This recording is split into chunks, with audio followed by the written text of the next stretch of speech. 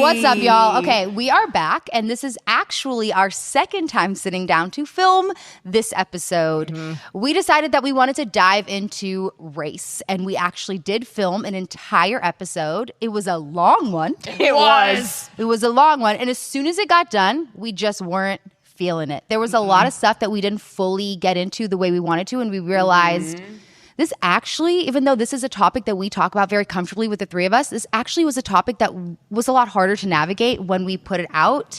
We wanted to stay true to ourselves, and we also wanted to make this as real and raw as possible. So we were like, you know what? Let's not be so safe, and let's do this again.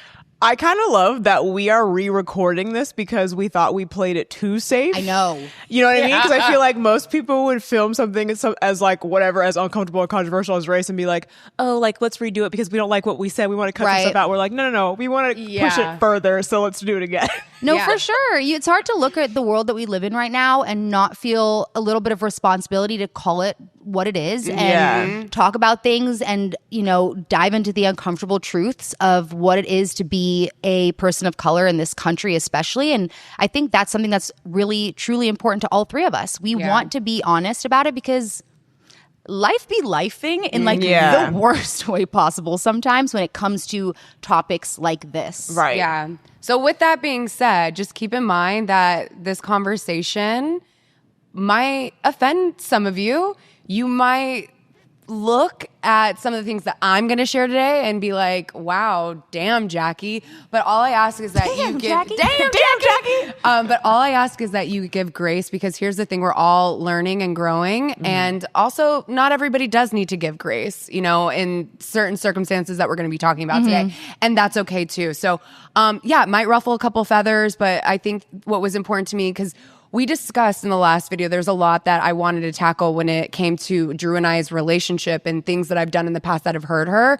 And she didn't want me to look bad. So we filmed things very like cutesy, not diving in. And I was like, this just doesn't feel right. And again, protecting me, which we could dive into that a little bit later. But we really wanted to be unraw, uncut.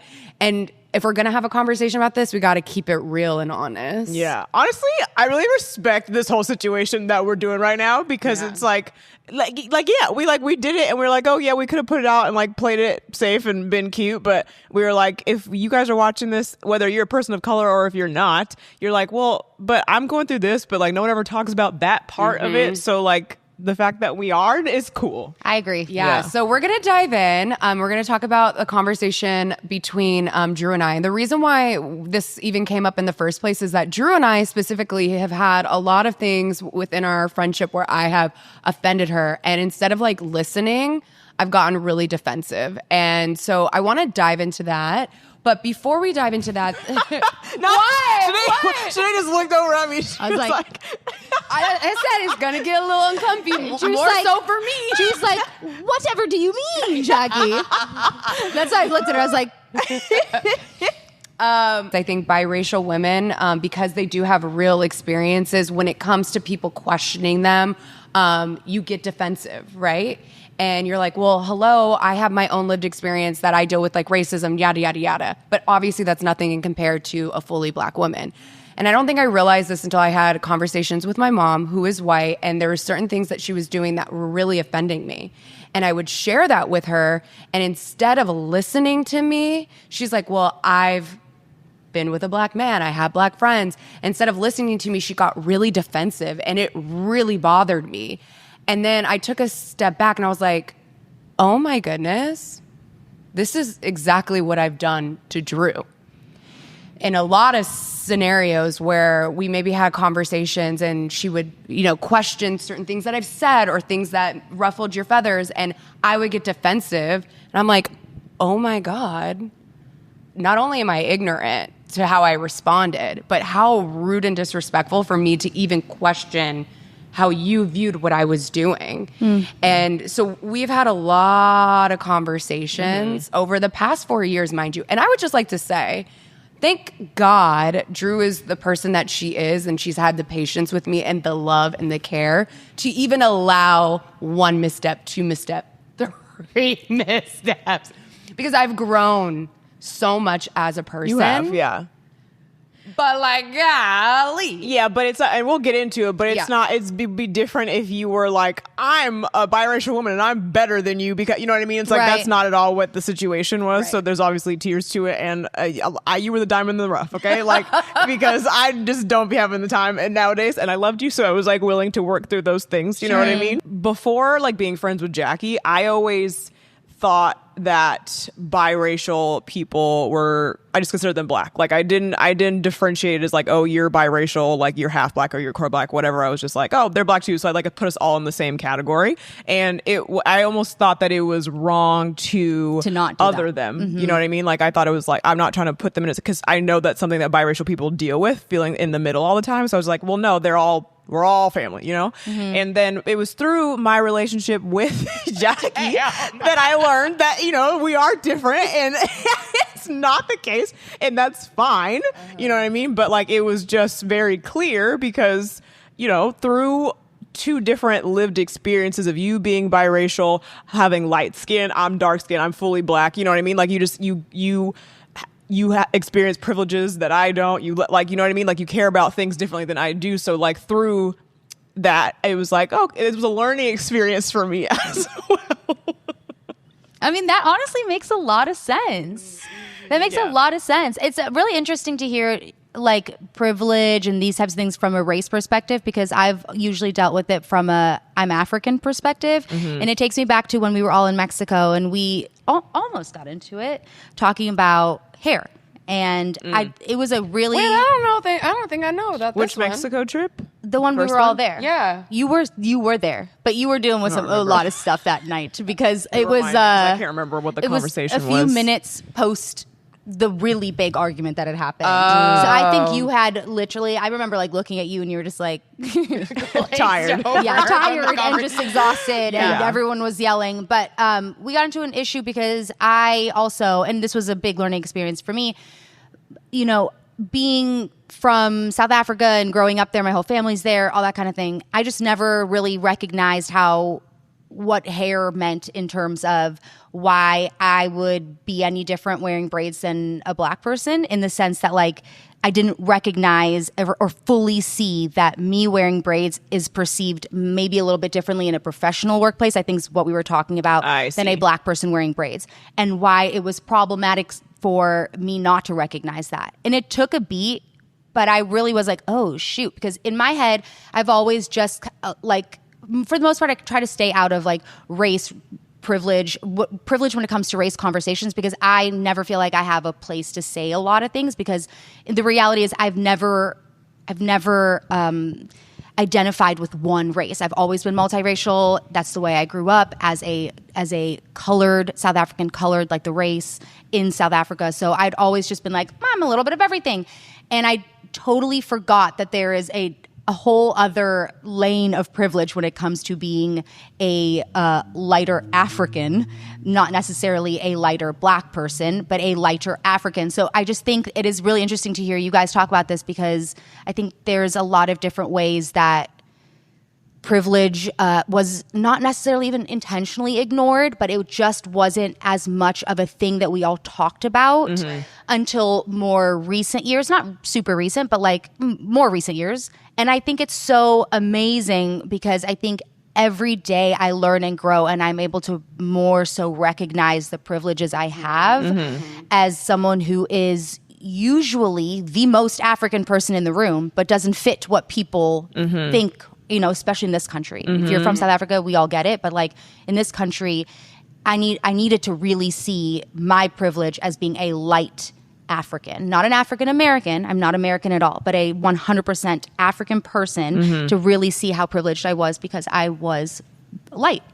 God, there's so many things that you just said that I want to touch upon. There's so many things to tackle. Wait, first of all, I just want to reiterate again, because you already said it, but I just want to say it again, that like, if you don't know, because I learned this through knowing Sinead, like in South Africa, colored is like a category of, it's like black people, white people, and colored is, so she's not saying colored like the way we say it here in America. Like it's what you are. You know what I mean? Though I do try not to use that word, obviously, because I can also recognize that it's incredibly offensive and people have a right to be offended by that. But it is a really weird thing, you guys, when someone who looks like me moves to this country. That is the way you've always identified, and it's so much more than race in South Africa. It is a culture, it is a way of life. The food, the music, the people, like we have our own styles of music, we have our own styles of food.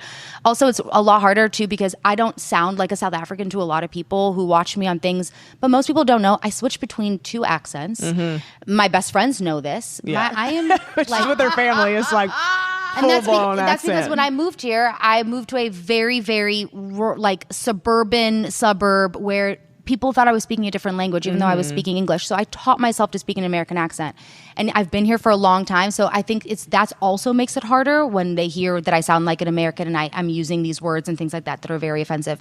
But I'm still incredibly foreign. Like I said, my immediate family, my parents are here, but the rest of my entire family lives in South Africa on both sides, my mom and my dad. And it's my life. It's totally my life. So it's really weird to kind of put that to the side when you move to this country, but you do it. Yes. Colored is a race. It does not mean the same thing in South Africa as it does here. And you've also never been offended when people assume you're black or think you just Never.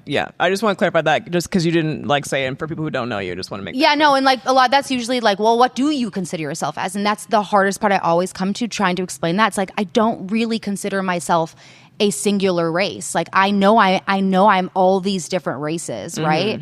I just think in this country, if you were going to make an assumption about me, you usually don't do that. And I'm not saying you, like everyone out there does this, but the people I meet, they usually don't make that assumption until I say I'm from South Africa. And there's a reason for that, because that makes the most sense for them to be able to say. And they're never being like, oh, you're a white South African, because clearly looking at me, you know I'm not white. So it's always like when I say, well, I'm from South Africa, then they're like, oh, okay, she's black. And I've never been offended by that. Also, to say, no, I'm not, it doesn't work anymore because it is somehow offensive, even though it shouldn't be. Because when I was as a child, when I would say, I'm not black, it's not because I didn't recognize or I was trying to deny it or I didn't know part of me is black. Like my great grandmother was like actually biracial. I've never denied it, but it's like, it was just not what my race was my entire life. So it was harder for me to be like, well, I'm not black, I'm not white. And people, when I would say that, would be like, why won't you just admit that you're black? And it's not about admitting. I just never thought of it that way. But yes, of course I am black. Yes, of course I am white. Yes, of course I am Asian. Like I'm all of these things. I'm multiracial. But obviously there are parts of me that are black. I am literally from Africa. So it's just like always to me, I never thought I had to say it out loud. Yeah, no, that totally makes sense. Yeah. I want to touch on because I can't remember what our conversation was in Mexico, but with the hair thing. Because it's like with the Crown Act, which if you don't know, it was to put a stop to black people having to like change their hair, how it naturally grows out of their head, or make it straight or whatever, in order to be seen as professional in the workspace, which is still like an ongoing issue, which I'm sure this is probably what was said in the conversation of like, even with Jackie and Sinead, if they wore cornrows, it's like seen as like same way of like the Kardashians do, like, oh my god, so cool, so trendy, looks like whatever. Right. But like if I were to do it, it's a different connotation. They're like, oh well, that's ghetto or that's unprofessional or whatever. So that's what that whole look. I got chills. Is. This conversation always gives me chills because it breaks my heart, because hair has been the thing for me when it came to like. It was always about hair. I don't know what it is. I get really triggered by certain things, but it kills me now to even think about that conversation in Mexico, because hair was such a trigger point for me specifically that I could not in that moment. It took me a little bit to see how privileged I was to be able to walk around with braids and not be thought of as ghetto or unprofessional. Correct. And I think that's like the whole thing of like why I wanted to bring up this topic, because at the end of the day, I think where biracial people get it wrong is that we're so focused on self sometimes, because again, everything that we're feeling is true. It is real. But when you're having these conversations with black women, our circumstances are nothing in comparison. And I think we hold on to, because again, like we've been hurt, we've struggled as well with those same things. But when it comes to comparing it, like the black woman's walk, it's nothing. And so when we're complaining or we're saying like, well, I don't understand, and like, I've done this and I don't get why like this is bad. It's like, shut the fuck up. And that's what I'm learning. And so I do want to dive in, because the conversations that Drew and I have had have been really uncomfortable. And honestly, like even sharing it on a platform like this, like scary, because at the end of the day, like a lot of the things that I've done, like if I saw it, I'd be like that girl on the TikTok, it's like, ooh, girl. But I wanted to share it on a very public platform like this because I'm like, if I'm moving in the world like this, there's other people that are moving in the world like this, even with the purest intentions. I think there are biracial women that think they're superior, that think they're more beautiful, that walk around and like hold themselves to that standard. I'm not one of those. I have like the purest intentions, but I still get it wrong, even though I'm not one of like the bad ones. But like, I'm bad because I focus on self. So one of the, I'll which one you want to start with? I don't know. No. There's a couple ones, and I think the ones that are important to talk about, which I don't think you even like. The most recent one, and this was recent, and I feel like it's so embarrassing to say, but it ties into what the girl with the 4C hair was doing. Me and Drew were having a conversation, and I was talking about doing a shoot and how I should do my hair because the brand that I'm working for, they have an audience that leans more towards white. And this was something that I think all of us struggled with a couple years ago as far as like back then. I think it's a little different now, but back then it was very much like, how do you dress? How do you look? And I think we've gone past that, but old parts of me, it bubbled up in this most recent job, whatever. So I'm having this conversation with Drew, ignorant and like not mindful at all of like her walk. And I'm like, I don't know, like I feel like I need to dress and look a certain way for this job for them to like me or something. And Drew looks at me and she goes, well, it must be nice that you could turn off your blackness. Well, not in that way. That's but I was like, saying, damn. Wait, that's not what I said. I was like, damn, that is that cuts. But you didn't The say it like that. sentiment. But Yeah. That was that's the way yeah. I took it. Like that was well, the sentiment. damn, like how like me talking to a black woman about how I'm switching over to appease another group of people for a job, and she's just like looking at me like, do you know who you're talking to right now? Well, yeah, so it was a situation where, and I'm just reiterating really quick to make my point. Like, Jackie, there was a picture of her. She had hoop earrings on. She had a sweatshirt on. So it was like a little bit more like ethnically leaning. For those who are listening, I'm doing quotes on that because it's like, okay, what the fuck does that even mean? But like, you know, and so she was like, well, I don't know. I didn't want them to submit that photo because the company is a little bit, you know, more white. And so it's like, should I have like the hair straightened and like a little bit more buttoned up, whatever. And so she was asking me it, you know, like, yes, ignorantly, because it's like, look who you talking to. She was genuinely like wanting advice though.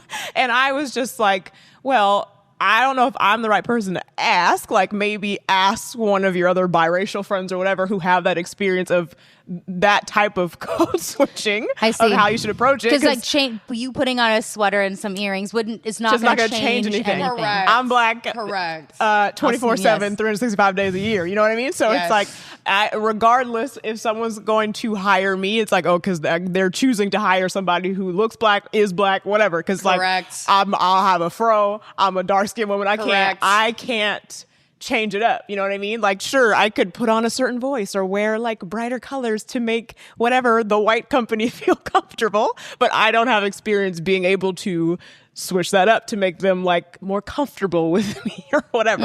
So it was just like, Jackie was like, oh, yep, that was dumb. Yeah. But what I'm saying is, like, if this was like 4 years ago, I probably wouldn't have come to that conclusion that quickly. Yeah. You know what I'm saying? Yeah. No, totally. But because of our friendship, because you've been patient and because I've learned more. But what I'm saying in that scenario, like, that's what I'm saying is like, even to bring up something is a lack of awareness of your walk. Like, even just bringing that conversation up in hindsight, like when I said it immediately, I was so embarrassed. I was like, oh my God, like, why would I even ask that to her? Like, what's wrong with you? But I mean, I think it's what you were saying, like, people. It's real. That's real. It's like you're with your lived experience. Yeah, that's as a real. biracial woman. Sure. You're like not even aware half of the time the privileges that you do have. You know what I mean? Correct. And it's like in that moment, it's like you were genuinely asking me from a genuine place. But then when you heard my reaction, it was like, oh. Yeah. I have this privilege that you don't. Right. So that was probably kind of an asshole question. Correct. Right. No, but what you're was. saying is you are right. I've had those experiences, especially like with auditions, and I will read those notes and about roles, and I will change up I have naturally curly hair. I will go and take a shower and leave my hair natural for certain roles or things like that. But I just think that this is like why these conversations are so important, because it doesn't mean that it's not a real thing. Doesn't mean that those feelings you have aren't real. Like, oh man, I should have, dressed this way. It's just more so like realizing the time and place of when that thought goes from in your brain to out of your mouth. Yeah, and quickly, we're going to dive into the questions that you guys submit, because there's a lot of good things that I want to tackle today. But just to button this up, I want to share the experiences that Drew and I had, just so that it is a learning experience for you. Because at the end of the day, there's a couple examples of things that I've done and I've learned from, and I'm like, there's other people out here that are moving around, and maybe they don't have a friend that is as graceful as, not graceful, it's not the word. Gracious. I'll take it. Gracious. Aren't as gracious. And like I said at the beginning, don't need to be, because at the end of the day, Drew doesn't need to teach me anything. I'm grateful for her friendship so that I can navigate and learn. But one other one that I wanted to bring up was the one that we did want to talk about the first time we filmed this, but we were tiptoeing around it. I think a lot of situations in the past, how, let's just talk black men or any men view light-skinned biracial women versus black women. There's a lot of things that I didn't want to say out loud and acknowledge, because it was giving power to what they thought. And so I, what's the word?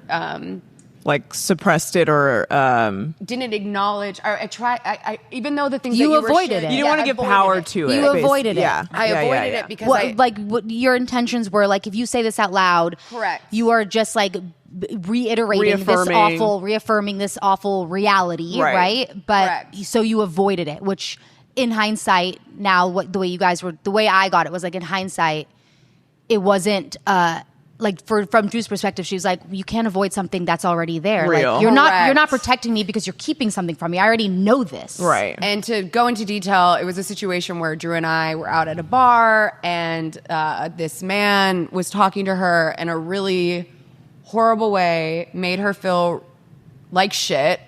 And it, instead of acknowledging what that situation was, which at the point Drew was saying, I don't even know if we should, like, oh, it's so uncomfortable. But, black men sometimes treat black women as it's a privilege that they are showing interest because. But give the context fully, because yeah. it wasn't a situation where they were making an assumption. And this is coming from me who just heard this conversation right after.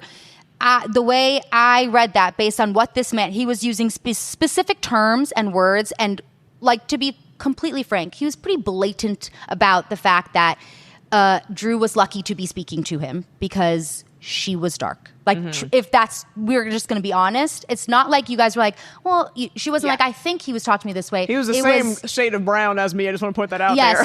Yes. But he was insinuating that she was lucky and a chosen one, and she shouldn't be turned off by him, because look at everyone else in this bar. Yeah. So basically, sorry, you're hearing it 3 different ways.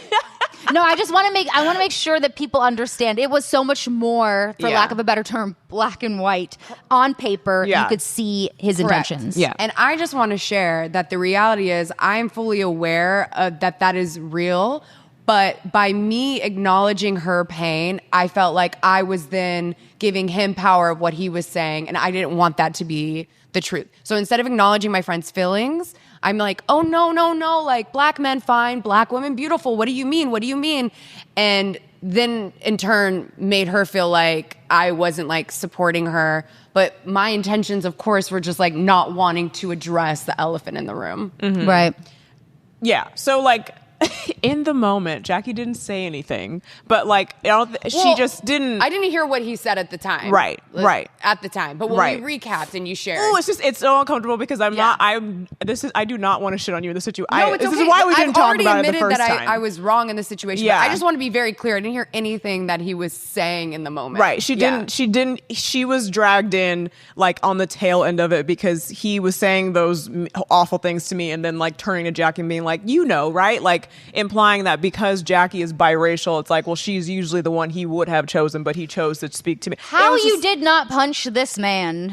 Well, like honestly, this is the type of thing that I would never. I mean, I feel for you in that moment because obviously you're out, whatever. But that is so effed up. It's gross. It is disgusting. Yeah. And just to be clear, I didn't hear what he said, but I think the biggest thing is once you shared how he made you feel, instead of me trying to cover it, to not give it power, right? Because I didn't want my friend to feel like anything he said held any weight, but I didn't acknowledge how you felt because I was like, no, let's move past it. Like, you shouldn't feel this way because if this is what he was saying, instead of being like, what he was saying is terrible, F him, like kind of a thing. But I didn't want to give that power. But by not giving it power, I wasn't acknowledging your feelings. Yeah, no, that's definitely good for me to know because I think all this time I thought you did hear him. And even though I didn't get mad at you because I was like, okay, well, she just doesn't understand like the perspective that I'm coming from of like why it was hurtful or like whatever. But like now knowing that you didn't, it's different. I want to make it clear that like with that story, I'm not trying to make this like a shit on black men sesh because it's not how I feel. You know what I mean? Like it's obviously all black people, black men, black women are not a monolith. We are not all the same. But the colorism thing within the black community is very real. It is very prominent. This is just an example of that happening. Firsthand. You have a firsthand example. Example and experience with it. So yeah, I think it was good that we like, I'm not happy that happened, but I'm happy that it stemmed into us having a conversation after of like, hey, like, just so you know, colorism within the black community is very real and like dealt with it. And it's not to be like, oh, you as a biracial woman don't have something to offer. And it's not that they don't like you because of your personality also. But like for some black men, it is a prerequisite that you have a certain skin tone, and we needed to have that conversation just because of the context of what had just happened. Yeah, I think that's the thing that I've learned over these past 4 years. Because my experiences are very real and I do deal with some of those same issues, it's nothing in comparison to a black woman. And I did respond in a lot of things defensively, which again, when I was having those conversations with my mom or other friends that were white and me sharing how I felt about what they would say and how it would rub me the wrong way, their response immediately was to get defensive. And I was like, oh, it like clicked for me. I was like, oh my goodness, I've been doing the same exact thing to Drew, and that is terrible. And also, I think the realization for me, it's like I was raised by a white woman. How ignorant of me to think that that wouldn't have an influence on how I see the world. Because I deemed myself as a black woman and I moved as a black woman, but it's like, your mom's white, so you're viewing things completely different, and you need to be aware not only of your privilege, but be fully aware that you're ignorant and you'll never know to the full extent. Right. And so I have to constantly check myself, learn, grow, listen, and not immediately react. And I think that's been the biggest takeaway for me these past 4 years. There's obviously so many other things that have happened to help me grow, but that was like my biggest takeaway. Listen, don't react, and don't make it so much about yourself. Yeah. And I think what has made it productive when we've had those conversations is just the understanding that like if I call you out on something, it's never coming from a place of me being like, you're biracial and I'm black and I've had it harder than you. So you should. It's not, I'm not coming from like a malicious place. It's just like, hey Jackie, like just so you know, like this is the reality for some people. And you know what I mean? And that's what's so crazy, where I like saw myself like as a white person, because I was like, literally in my head, I'm like, I have other black friends that are never called me out about this stuff. Like, why is Drew calling me out? Like, this black friend didn't say anything. And I was like, oh my God, I sound like them. Yeah, and like that's the thing. Like I said, all black people are not a monolith. There are black people who are okay with their white friends saying the N-word. There are black people who excuse certain behaviors, whatever. Totally, yeah. But it's like you were saying, if one person is telling you who is black, like, hey, this is that cares about me. She's not trying to just say something to be mean. It's like, this is my friend. Right. She obviously wants to be like, hello, Jackie, this hurts my feelings, you know? So And you'd rather hear it from someone who cares about you, like your friend, than say it in a space where you'd really have to eat your words and, you know, like make a bad impression on someone who doesn't know your heart. So I think it's actually like very valuable that it happens in a friendship where there is so much like trust and love, you know? For sure. And like we brought this up off camera in case something moved a little bit, just so you guys know, we did stop down because the camera stopped. And so that's why like pillows might be in a different position and I have a different color pimple pad. Just want to say that in case you're like, what happened? What we were saying off camera though, is that like our situation is unique. You know, I'm sure there's other unique situations in the sense that like I accepted Jackie off the bat, like as a black woman, even though she's biracial and it's a difference, we explain that, but it's like also it's like with that already being the base of it, like I was willing to, you know, like give her a little bit of grace and yada yada, listen to me. We know that there are people out there who have friendships that, you know, or they didn't have friendships because maybe like right off the rip their black friend or black person was like, I don't want to have anything to do with you. Or like on the white side, they're like, I don't want to have anything to do with you if you're biracial. So we know that those are situations that are real. Like we're just explaining what our, you know, situation is. we did reach out to you guys and we asked you to submit questions regarding these conversations, and you guys submitted a lot of great You went above and beyond, honestly. questions, a lot of thought-provoking questions. It was really hard to narrow down which ones that we wanted to talk about. Just because we already touched the subject, I did want to read this question to dive a little bit deeper because I think there's a lot more to be said. This person asked, I would love for you guys to delve into colorism and featurism. There was a girl that went viral on TikTok for being of a lighter complexion but having 4C hair, and how she felt like she didn't match the beauty standard because of it. So we touched on that, but I don't think we really dived into like colorism and featurism, which is important. I think it's like really easy on the surface too to see, like, especially based on where we are right now in our country, to focus on this very black-white racism. But it's so, I find it to be actually quite intriguing for all the wrong reasons, that aside from just on, you know, racism between races, is racism within races. And it's just like as if there wasn't enough, you know. It always makes like, me sad.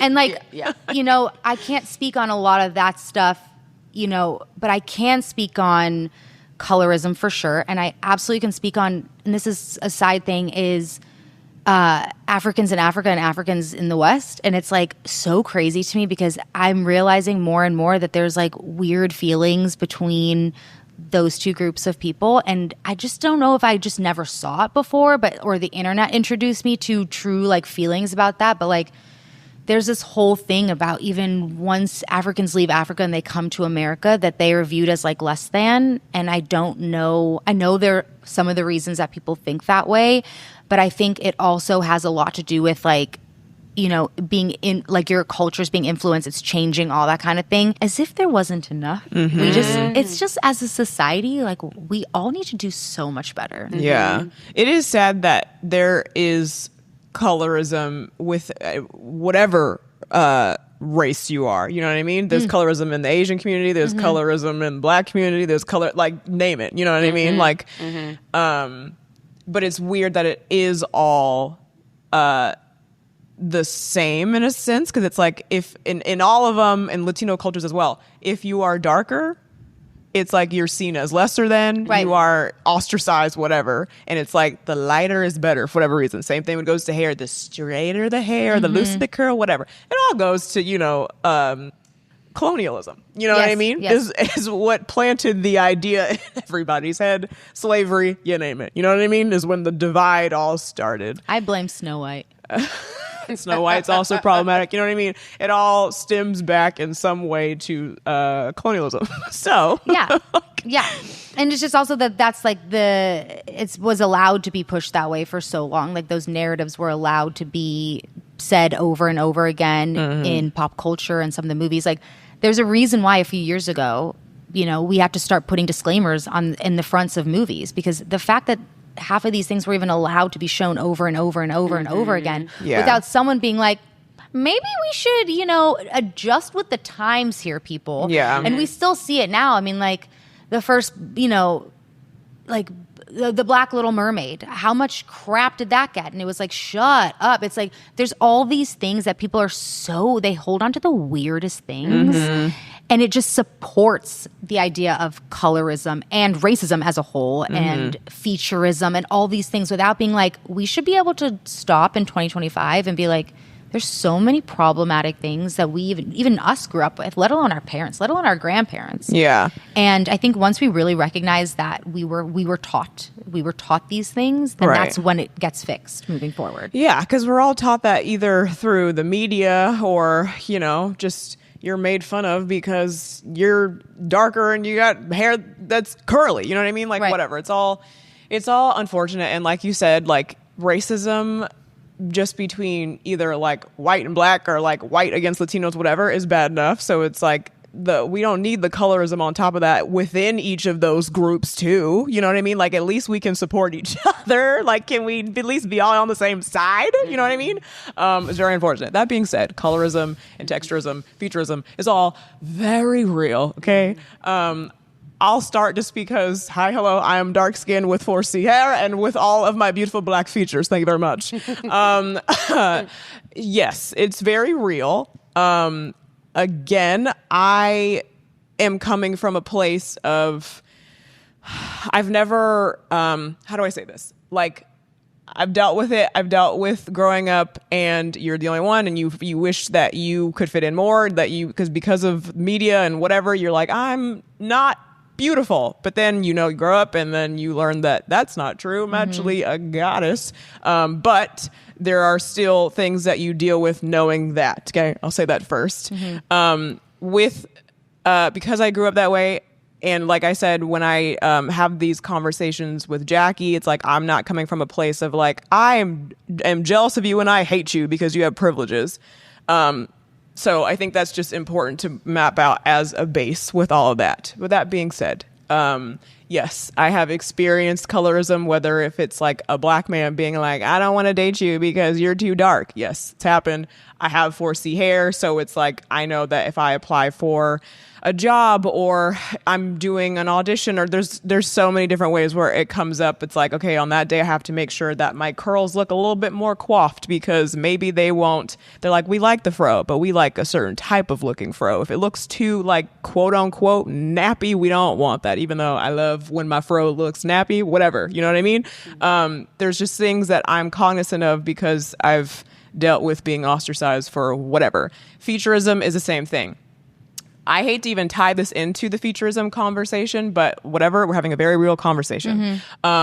With all that being said, I benefit from pretty privilege. Okay. I've had it.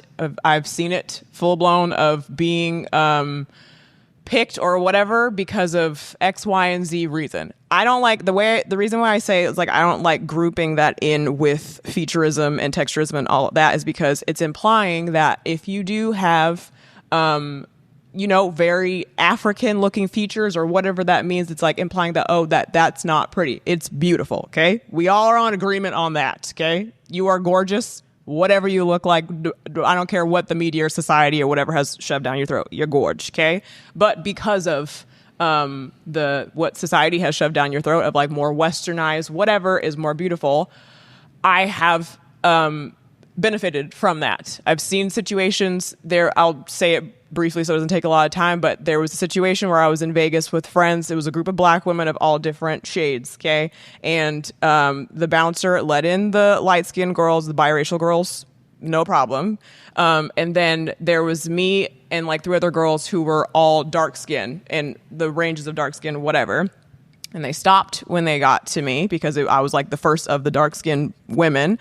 And they were like, okay, you can come in. But they didn't let the rest of them in.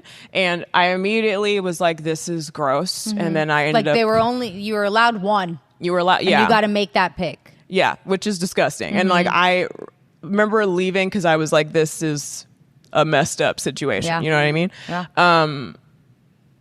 So I think it's so layered. There's so much to it. But I think I just wanted to make that point because it's real. I don't know if that made sense. No, but totally made sense. yeah. Yeah, I mean, I think it's so important that you said that too, because I think that's like a lot of where I see, especially with younger girls too, and I've heard like parents talk about this. It's like colorism is a hard thing to explain to someone. It's honestly like hard, and I also think people are really ignorant to it as well because they can't see why.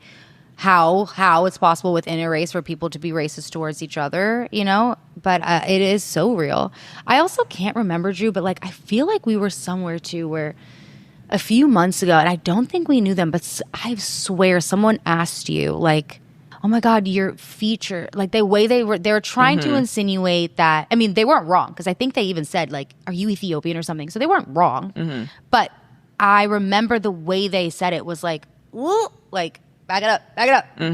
Before you say something messed up, because they were just saying like, oh my God, like, wait, are you Ethiopian? Because you're, and I was like, ooh, girl, You had to be something else. What are you to be about to say? beautiful? You wouldn't just be black, you Right. know? Right. Like, so I remember in that moment, I swear we were out or something, and I don't know if they clocked it themselves and that's why they didn't finish that sentence. But I remember also thinking like, you were this close to saying something really, again, that kind of just proves.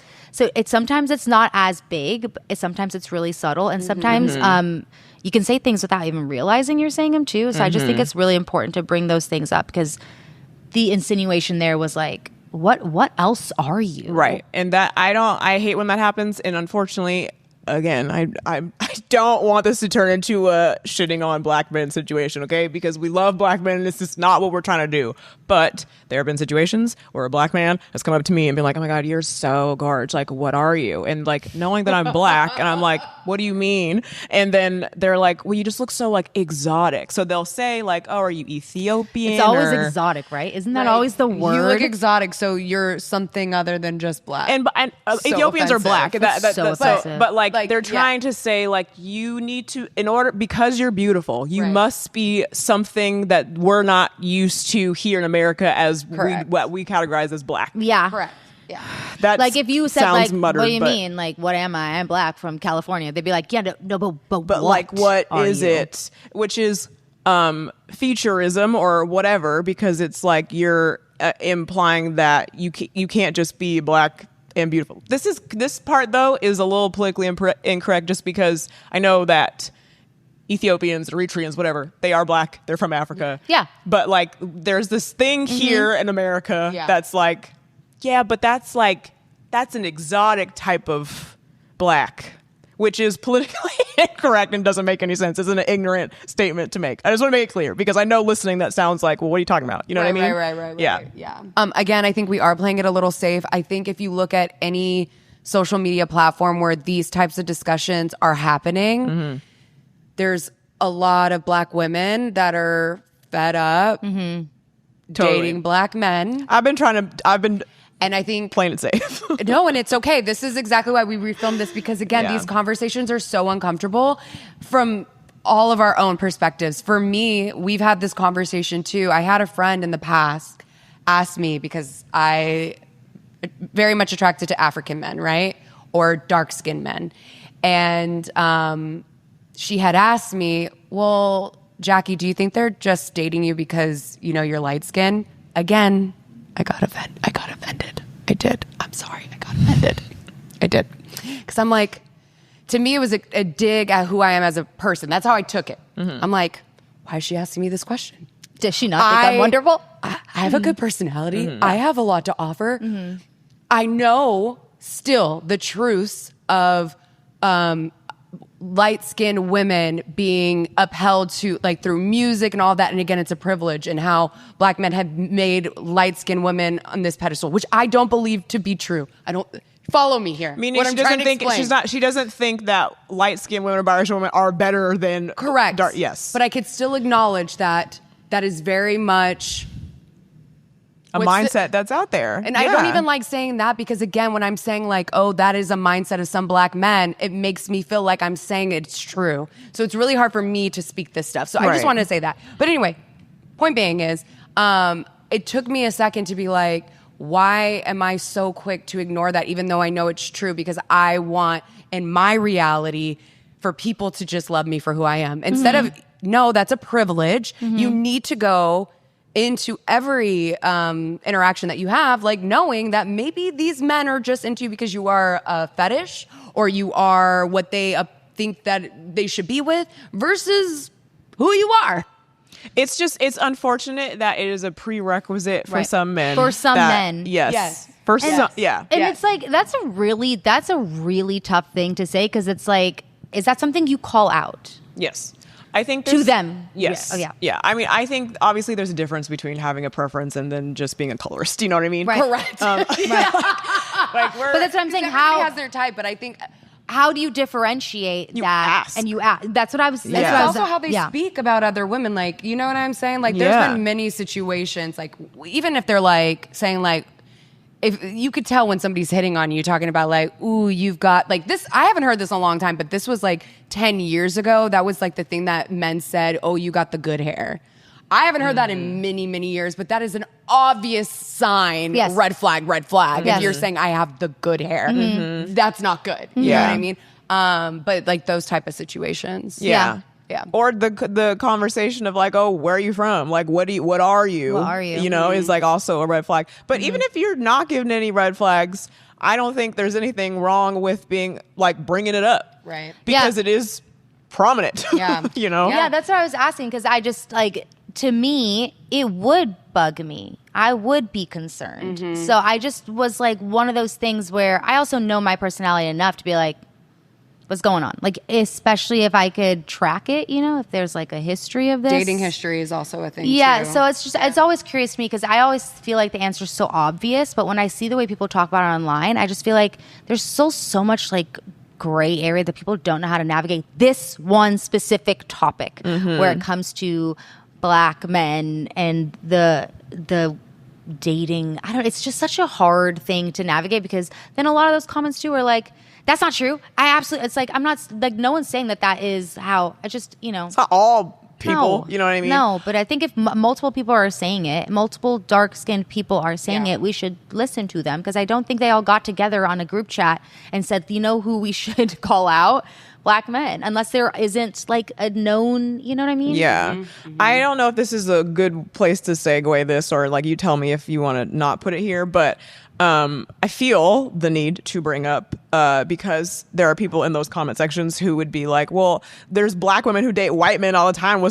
So as a black woman whose boyfriend is white, and we've had this conversation before, him being white had nothing to do with why I was into him originally, he just so happens to also be white. Right. And again, this is not everybody, but I think it's worth mentioning that there is a pattern that I have seen where a lot of black women, and I'm just using black white as a situation because this is what we're talking about, a lot of black women who are in a relationship with a white man or a man of another who's not black, it's because we genuinely like the person and they just so happen to be white. Right. Whereas what we're talking about with the colorism is like black men, and it might, and not all, have like some type of internalized self-hate. Okay. And so they are like, I do not want to date dark women. Okay. We're not saying we do not want to date dark men. We're just like, we like this guy who just so happens to be white. Right. So it's like the issue is the prerequisite of you need to be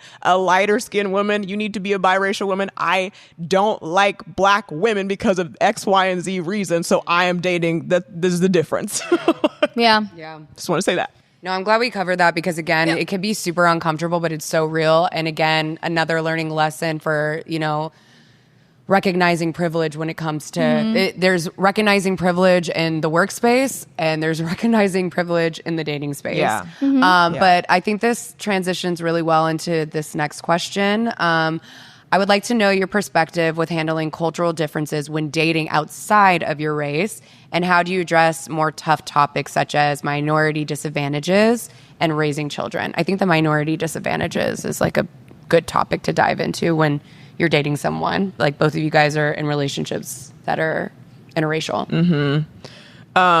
Yes, I think it's really important to, if you are either thinking you're about to be in a relationship with someone and it's an interracial situation, to have those conversations before it even gets serious, because you need to know who you're talking to, right? And things will come up. Even if you 1000%. think they won't, they will. Yeah, and even that's why it's good to get ahead of it. You know what I mean?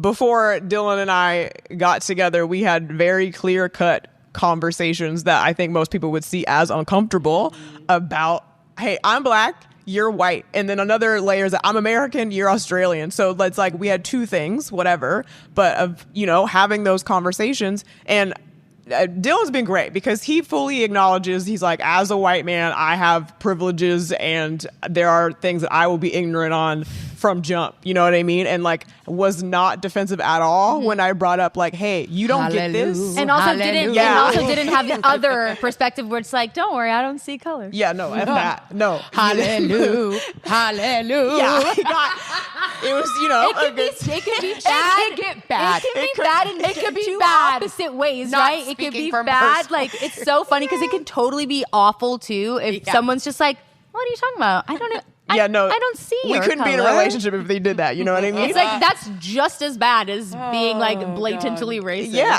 no, but we talked about it all. We talked about the George Floyd situation. We talked about we talked about if we have kids. We talked about it all. You know, definitely you can't go into that blind. No. Like Drew said, always have those discussions beforehand because you'll pretty much find out real quick if they're ignorant or if they're racist. Real quick, yeah. Hey. And there was just a type of with Dylan being white, it's like I can't just be with any white man. Like I can't be with the type of white man who's like, what's white privilege, or like what do you, or like gets defensive, or you know what I mean? I'm like, I don't have time for that. Like that's not gonna work. Child. Okay, I really need to address this question because it involves Clevver. And I was like, ooh, juicy. So basically they asked, how do you guys handle race in the workplace, especially at Clevver? Because I definitely felt like there were a handful of folks there that tested y'all a few times. Juicy. How did they know? How did they know? I don't want to get too deep on it, but I just think it's really important because here's the thing. There was a lot that went down at Clevver. Yeah. Like, even in that last year, you guys, HR was called, not by any of us, but by somebody else that wasn't of color, telling on someone else about some stuff. So stuff went down. And it is still very real to this day that people deal with that kind of stuff in the workplace. So yeah, stuff did happen at Clevver. And I think Drew received a lot of... on the back, yeah. I will say this. I keep feeling the need to be like, just disclaimer. I need to stop doing that because it's like whatever. But disclaimer. Clevver was not a racist company. We worked with a lot of lovely people. Yes, 100%. That's not what we're saying. But like, yes, were there some run-ins where things were a little racially awkward? Yes. Yeah. Okay. Well, I'm not gonna get into any detail because I might want to write a book one day. But like. There was a situation where there was a show that we had where the topic one time was on cultural appropriation within Halloween costumes, okay? And the subject was about a celebrity who did blackface for Halloween, all right? And I was like, this is ignorant, okay? Borderline racist, but I didn't want to say that. I said it's ignorant because she obviously wasn't, I don't know what her motives were, but it was ignorant that she did blackface. Was this something, really quick, was this something that a producer chose to add in with the understanding that it was blackface? That's a good question. Or no? It was the topic of the episode was cultural appropriation on Halloween costumes. I remember this. And so there was a list of celebrities who had culturally appropriated. And so we were talking about this one celebrity who did blackface. And it was like, now talk about it. Right. And so I was just under the like, understanding that like we would all agree that a white celebrity doing blackface is ignorant for put it nicely, right? Also, the episode was literally, I do remember this episode. The episode was literally called Cultural Appropriation. So it was like, Yes. Why wouldn't you think everyone thought the same? Right. You And would- so yeah, the you person thought. who I was across from disagreed with me, but don't try to look for it, because this episode no longer exists on the internet, and I'm sure you could piece together why that is. I don't know, but it doesn't exist, so don't waste your time trying to look for it. But that's just one example. Yes, there were some microaggressions over the years. You throw in the 2020 of it all and it gets real murky. Yeah. But the short answer is yes. Yes, we did.